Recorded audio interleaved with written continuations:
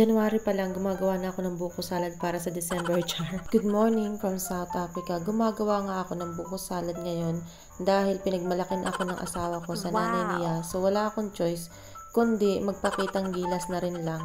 So ayan na nga, nagluto ako ng gulaman.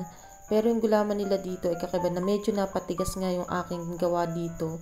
At sabi nga nung nanay niya nung matikman, ay bakit daw parang may rubber. Yun pala, sobrang tigas ng gulaman.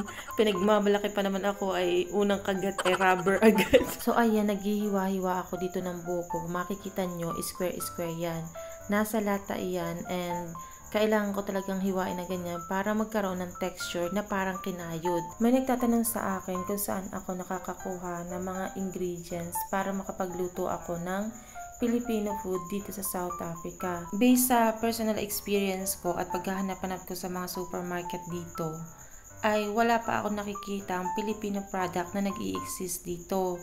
Merong isa pero yung brand yata yung Liwayway, I'm not sure, pero siya ay parang yung pillows, yung mga chicheria, sweet corn, yung ganun. Pero yung mga ginagamit pang araw-araw sa pagluluto, wala pa ako nakikita.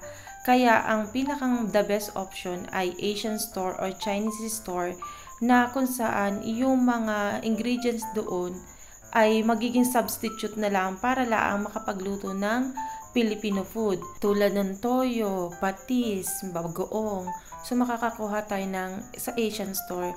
Pero hindi yung brand na nakasanayan natin sa Pilipinas. Pero pwede na. Kasi pag nag-experiment ka at naging creative ka lang sa pagluluto, ay makakapagluto na ng Filipino food. Merong mabibili na mga Philippine product o Filipino product ay sa kapwa natin mga Pilipino rin kapag umuwi sila or yung iba ay nag-i-import na para mayroong mabili pero bihira din lang siya. So ayan na nga, matapos ko na ditong haluin lahat ng ingredients ay akin nang hinalo-halo at pinatikman ko naman sa aking biyanan at approve naman. Matigas lang talaga yung dito yung gulaman. Sabi niya parang rubber, palpak agad. Isa ito sa paboritong pagkain ng asawa ko sa mga Filipino food. Bukod sa halo-halo, lechon, adobo. Isa ito sa mga nagustuhan niya. Kasi para daw ka-taste niya ay halo-halo din. Pero sabi ko, ito ay buko salad.